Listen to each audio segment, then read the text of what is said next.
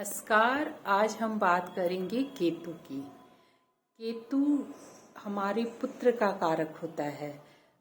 यात्रा का कारक भी केतु होता है। अगर आपकी हॉरोस्कोप में कुंडली में केतु 12th हाउस में है तो इसके क्या परिणाम होंगे।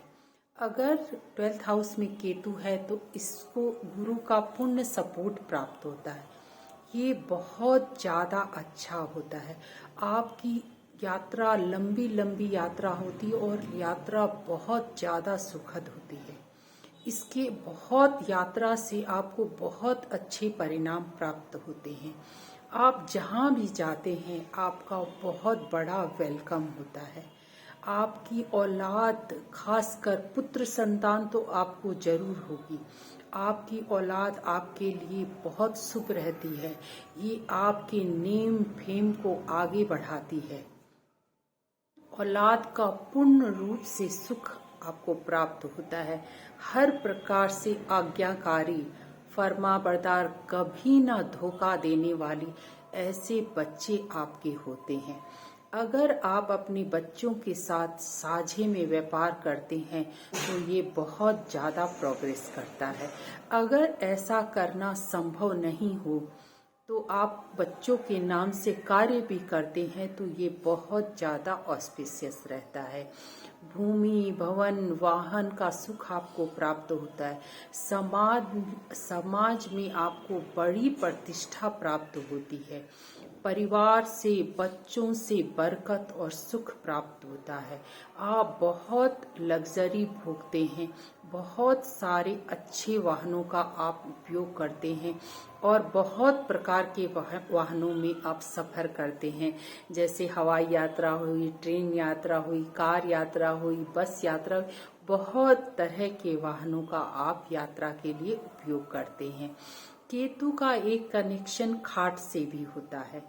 अगर आप एक ही खाट, पलंग होती है ना, उसका लगातार एक का ही इस्तेमाल करते हैं तो ये बहुत ज़्यादा शुभ होती है।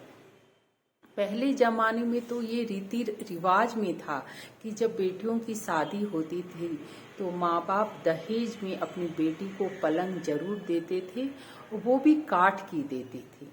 लेकिन अब समय बदल गया है। लोग जल्दी जल्दी फर्नीचर बदल लेते हैं और सबके घर में फर्नीचर होता है तो वो ना भी बोल देते हैं।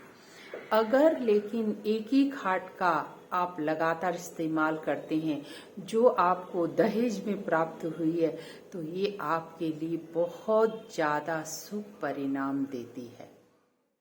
और इसी खाट का इस्तेमाल आप हमेशा करें तो ये बहुत ज़्यादा शुभ रहती है।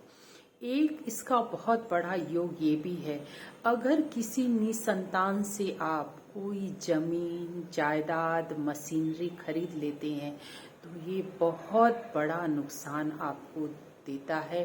खासकर औलाद की मृत्यु का भी योग बना देता है। तो आप निसंतान भी हो सकते हैं।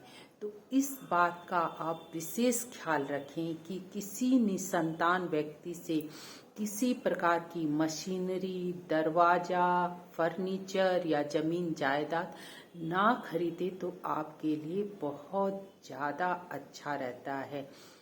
भूमि, भवन, वाहन का सुख आपको प्रकृति द्वारा ही प्राप्त होता है। हर चीज आपको प्राप्त होती है अगर 12th हाउस में केतु है तो। और इसके लिए हम क्या क्या उपाय कर सकते हैं, तो केतु के लिए विशेष रूप से गणेश जी की आराधना करनी चाहिए। कान बिंधवा कर सोना धारण करें। काला सफेद कंबल का दान करते रहें। शनिवार को, बुधवार को कर सकते हैं। काला कुत्ता पाले। गणेश जी की आराधना तो है ही है। काला कुत्ता आप पालें। और किसी भी बच्चे को आप गोद लेना चाहें तो अब बहुत बार हम बच्चे गोद लेते हैं तो बहुत बच्चे हमें धोखा भी दे जाते हैं। तो आपको कोई गोद लिया हुआ बच्चा भी आपको धोखा कभी नहीं देगा। वो भी आपके आज्ञाकारी होगा और आपके लीनेज को बढ़ाने वाला होगा। इस प्रकार हम देख सकते हैं कि 12th हाउस में केतु हमारे लिए कितना शुभ परिणाम देते हैं। 12th हाउस को मोक्ष का भी हाउस कहा गया है। कहा जाता है कि अगर 12th हाउस में केतु है तो ये आपका अंतिम जन्म होता है। आप जन्म और मरण से मुक्त हो जाते हैं। इस प्रकार का कहा जाता है कि ये आपका जन्म लास्ट जन्म है, इसके बाद आपको मोक्ष की प्राप्ति हो जाती, ऐसा शास्त्र कहते हैं। मैं कोई भी बात शास्त्र के अनुसार कहती हूँ, अपनी तरफ से नहीं कहती हूँ।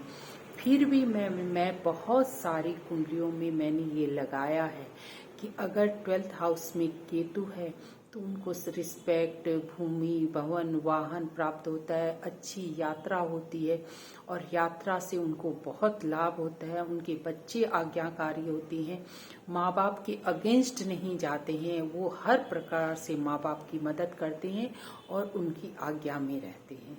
तो इस प्रकार मैं देखती हूँ, आप भी देखें और बताएं कि ऐसा मैंने जो कहा है ये वैसा आपके साथ है या नहीं है। इसकी फीडबैक मुझे ज़रूर दें और कुछ भी आपको अच्छा लगा है तो मेरे चैनल को ज़रूर सब्सक्राइब करें और बेल आइकॉन बजाएं, क्योंकि यूट्यूब की जर्नी अभी मैंने शुरू की है।